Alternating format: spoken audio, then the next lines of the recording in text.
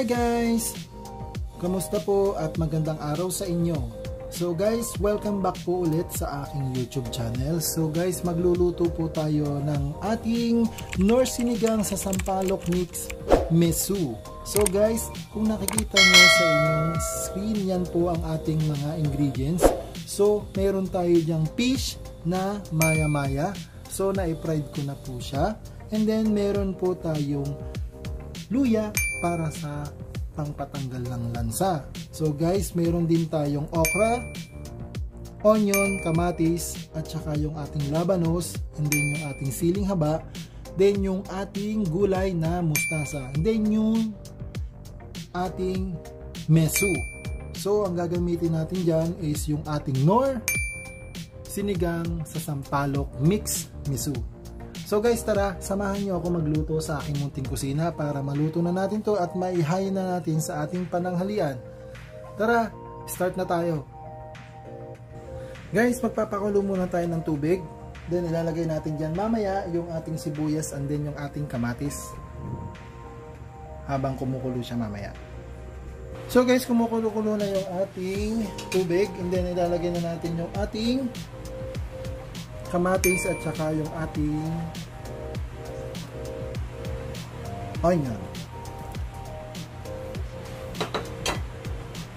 Then ilagay na rin natin to, yung ating siling haba. Then hayaan lang natin siyang kumulo. Then kumukulo na po, lagyan natin yung labanos. Yan. Then isama na natin yung ating luya.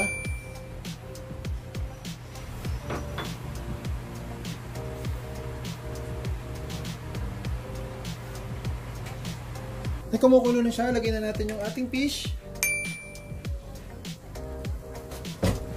So yan.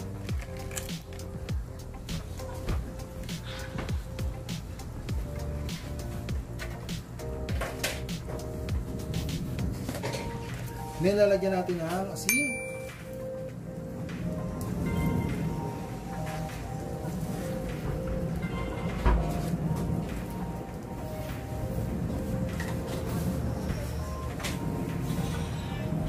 Then ilalagay na natin yung ating mesu.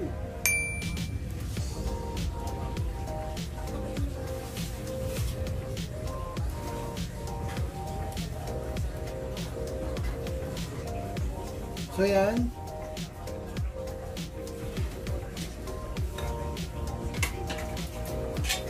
Then mix lang natin. Haluin lang natin ng bagya.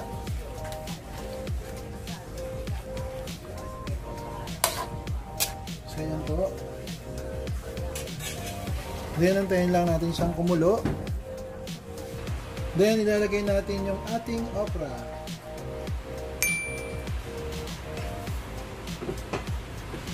Then mix lang natin.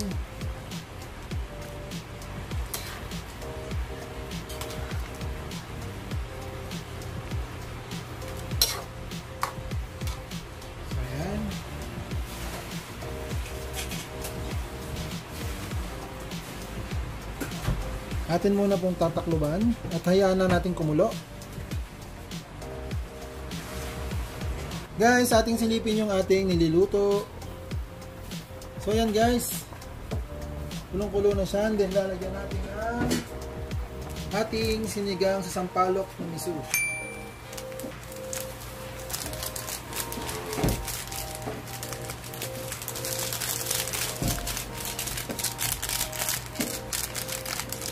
Nilahat na natin guys. Tapos i-mix lang natin. Pasintayin lang natin maya-maya at matatapos na din ito. Mabilis lang siyang maluto guys. Matagal lang dito ay yung magprito.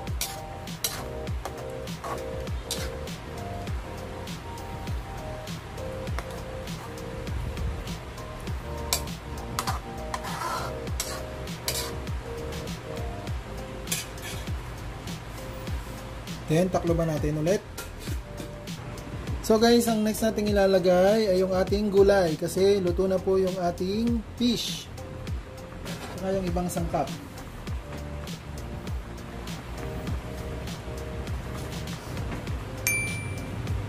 Ito yung ating mustasa na kabagay ng ating sinigang sa miso.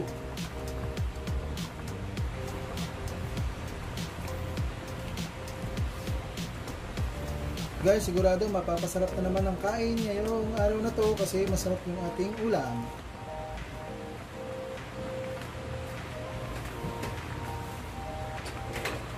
So yan guys, natakpan na po lahat ng ating isda at saka yung ating mga sangkap.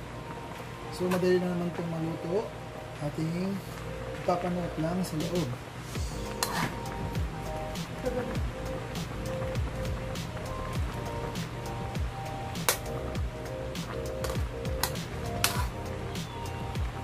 So yan na guys.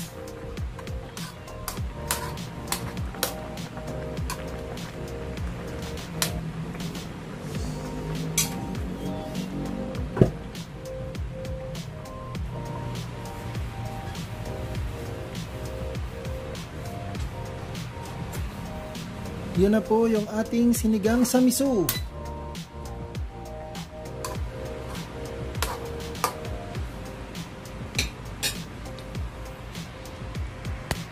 Guys, yan na po. Serve na po natin yan para sa ating panahalian. Guys, ito na po yung ating naluto for today. Ang ating sinigang sa miso na Maya fish.